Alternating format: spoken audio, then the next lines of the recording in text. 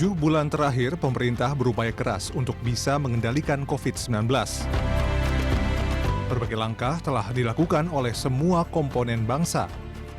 Salah satunya adalah kolaborasi Ventalix yang memberikan hasil sangat menggembirakan. Hal ini tidak lepas dari pendekatan yang dilakukan pemerintah. Sekaligus pengadaan vaksin yang terus dikembangkan untuk menghentikan pandemi COVID-19 dan membantu kepercayaan publik untuk pemulihan ekonomi. Pemerintah menempuh 2 jalur dalam pengadaan vaksin tersebut. Pertama, jalur mandiri melalui pengembangan virus merah putih yang dalam pengembangannya siap masuk ke produksi pada akhir tahun 2021. Dan yang kedua adalah jalur kerjasama internasional. Nah, jalur kerjasama internasional antara lain ada beberapa perusahaan yang melakukan research yang dianggap unggul dan sudah berada dalam tahap akhir di clinical trial ketiga. Itu adalah Sinovac, kemudian Sinopharm dengan G42 melalui United Arab Emirates, kemudian CanSino dan AstraZeneca. Kalau kita bicara AstraZeneca itu dikembangkan oleh Oxford University bekerja sama dengan AstraZeneca, perusahaan Inggris dan Swedia. Kemudian CanSino juga menyiapkan, dan alokasi yang diberikan kepada kita adalah Sinovac menyiapkan 3 juta vaksin, di mana 3 juta itu diharapkan pengiriman itu bisa masuk di di akhir tahun. Kemudian juga ada yang berbentuk bahan baku, di mana bahan baku itu disiapkan di akhir tahun, itu juga 15 juta, di mana bahan baku ini akan diproduksi di Bio Farma. Kemudian juga ada yang terkait dengan Sinopharm, itu 15 juta dalam bentuk vaksin mandiri, dan CanSino 100.000. Terkait prioritas pemberian vaksin, tahap pertama akan diberikan kepada mereka yang bergerak di bidang kesehatan, seperti dokter, perawat, dan aparat penegak hukum.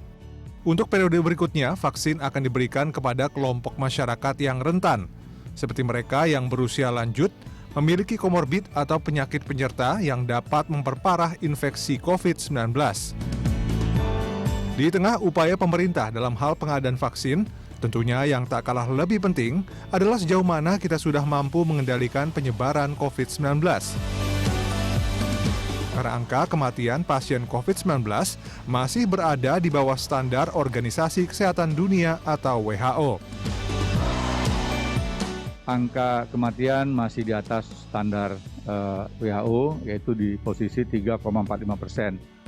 Namun mudah-mudahan saja semakin kita memahami bahwa angka kematian yang tertinggi adalah mereka yang memiliki komorbid, punya penyakit penyerta seperti hipertensi, diabetes, kemudian ginjal, jantung, kanker, dan juga penyakit paru. Nah, kami sekali lagi mengingatkan kepada saudara semuanya yang memiliki penyakit atau gejala-gejala penyakit seperti yang kami sampaikan tadi, itu harus betul-betul berhati-hati. Oleh karenanya, tim task force yang dibentuk oleh pemerintah mengingatkan kepada semua pimpinan di rumah sakit untuk melayani pasien dalam kondisi yang ringan tersebut agar tidak bergeser ke kondisi yang lebih tinggi.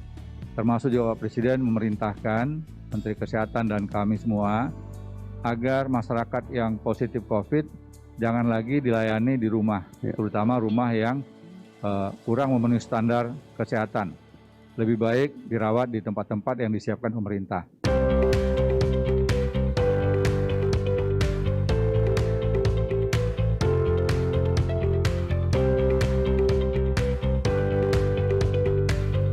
Mari kita semua selalu ingat pesan ibu. Terus memakai masker, menjaga jarak, dan menghindari kerumunan. Mencuci tangan pakai sabun dengan air yang mengalir. Apa yang kita lakukan semua itu belum sebanding dengan beratnya perjuangan dokter dan tenaga kesehatan yang merawat di rumah sakit. Ingat pesan ibu.